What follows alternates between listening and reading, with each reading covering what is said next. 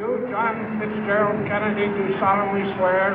I, John Fitzgerald Kennedy, do solemnly swear.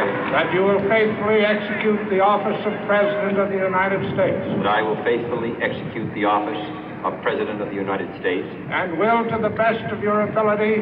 And will, to the best of my ability. Preserve, protect, and defend the Constitution of the United States. Preserve, protect, and defend the Constitution of the United States. So help you God. So help me God.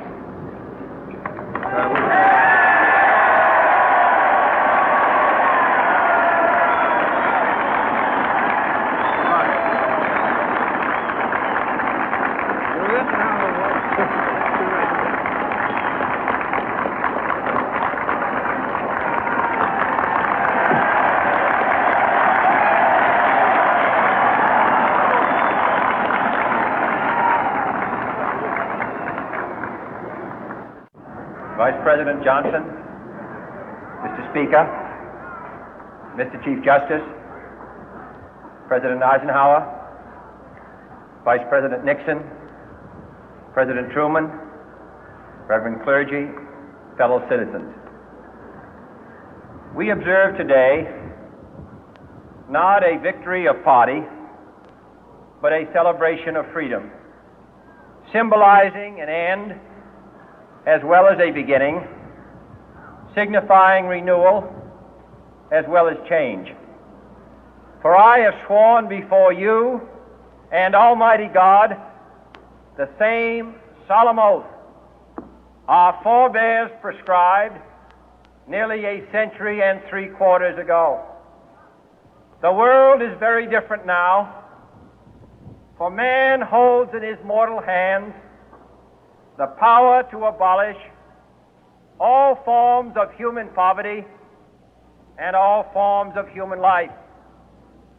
And yet the same revolutionary beliefs for which our forebears fought are still at issue around the globe. The belief that the rights of man come not from the generosity of the state, but from the hand of God. We dare not forget today that we are the heirs of that first revolution.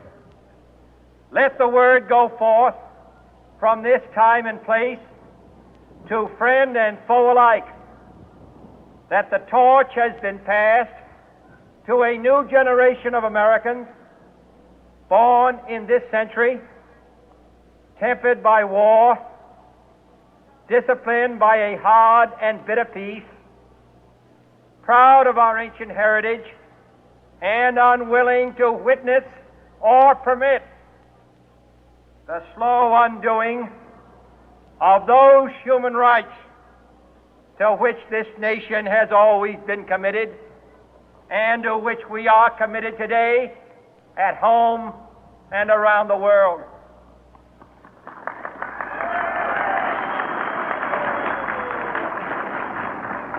Let every nation know, whether it wishes us well or ill, that we shall pay any price, bear any burden, meet any hardship, support any friend, oppose any foe to assure the survival and the success of liberty.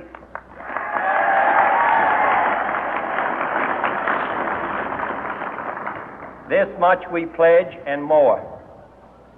To those old allies whose cultural and spiritual origins we share, we pledge the loyalty of faithful friends. United, there is little we cannot do in a host of cooperative ventures.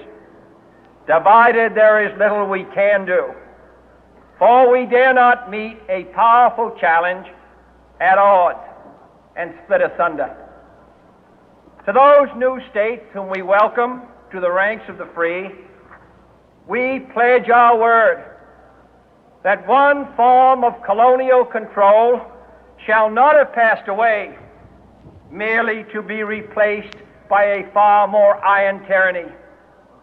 We shall not always expect to find them supporting our view, but we shall always hope to find them strongly supporting their own freedom, and to remember that in the past, those who foolishly sought power by riding the back of the tiger ended up inside.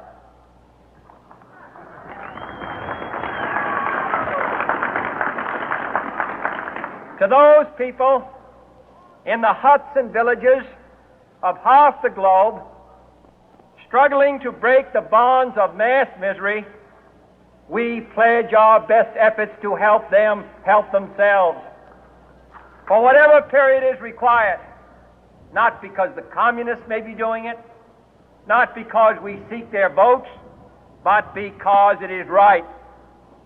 If a free society cannot help the many who are poor, it cannot save the few who are rich.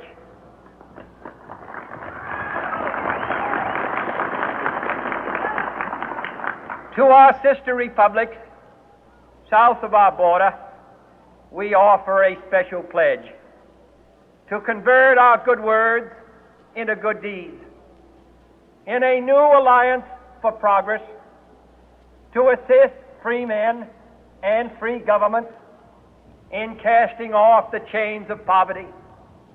But this peaceful revolution of hope cannot become the prey of hostile powers.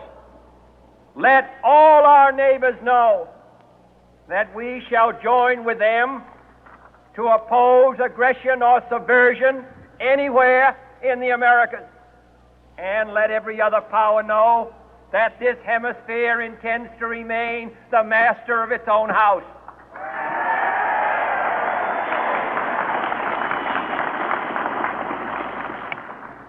To that World Assembly of Sovereign States, the United Nations, our last best hope, in an age where the instruments of war have far outpaced the instruments of peace, we renew our pledge of support to prevent it from becoming merely a forum for invective, to strengthen its shield of the new and the weak, and to enlarge the area in which its writ may run. Finally, to those nations who would make themselves our adversary, we offer not a pledge, but a request that both sides begin anew the quest for peace. Before the dark powers of destruction, unleashed by science, engulf all humanity in planned or accidental self-destruction, we dare not tempt them with weakness, for only when our arms are sufficient beyond doubt can we be certain beyond doubt that they will never be employed. But neither can two great and powerful groups of nations take comfort from our present course, both sides overburdened by the cost of modern weapons, both rightly alarmed by the steady spread of the deadly atom, yet both racing to alter that uncertain balance of terror that stays the hand of mankind's final war. So let us begin anew, remembering on both sides that civility is not a sign of weakness, and sincerity is always subject to proof. Let us never negotiate out of fear, but let us never fear to negotiate.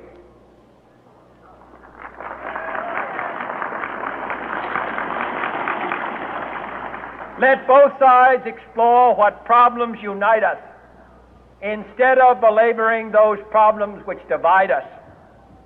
Let both sides, for the first time, formulate serious and precise proposals for the inspection and control of arms, and bring the absolute power to destroy other nations under the absolute control of all nations.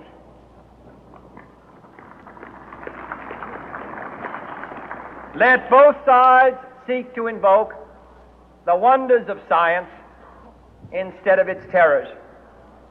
Together let us explore the stars, conquer the deserts, eradicate disease, tap the ocean depth, and encourage the arts and commerce. Let both sides unite to heed in all corners of the earth the command of Isaiah to undo the heavy burden and let the oppressed go free. And if a beachhead of cooperation may push back the jungle of suspicion, let both sides join in creating a new endeavor, not a new balance of power, but a new world of law, where the strong are just and the weak secure and the peace preserved. All this will not be finished in the first 100 days, nor will it be finished in the first 1,000 days, nor in the life of this administration, nor even perhaps in our lifetime on this planet. But let us begin.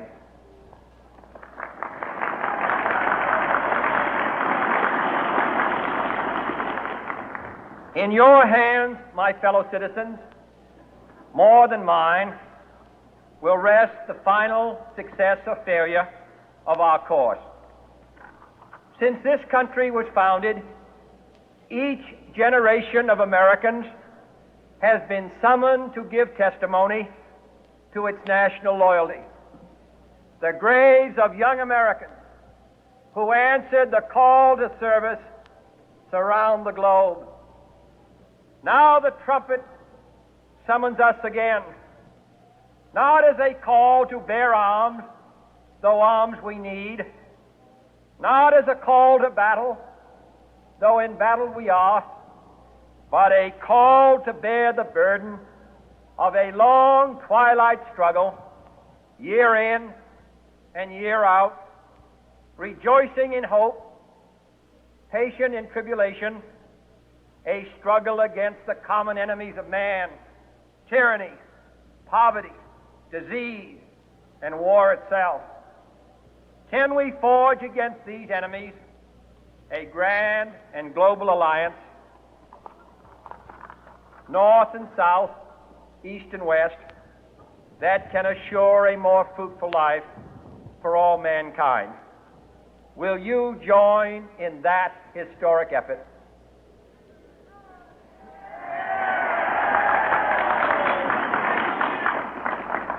In the long history of the world, only a few generations have been granted the role of defending freedom in its hour of maximum danger.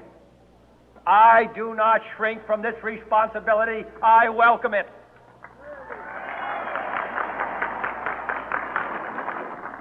I do not believe that any of us would exchange places with any other people or any other generation. The energy, the faith, the devotion which we bring to this endeavor will light our country and all who serve it. And the glow from that fire can truly light the world. And so, my fellow Americans, ask not what your country can do for you. Ask what you can do for your country.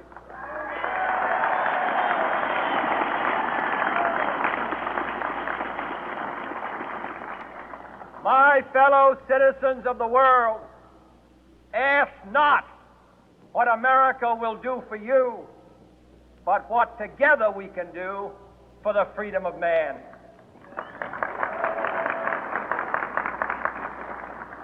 Finally, whether you are citizens of America or citizens of the world, ask of us here the same high standards of strength and sacrifice which we ask of you.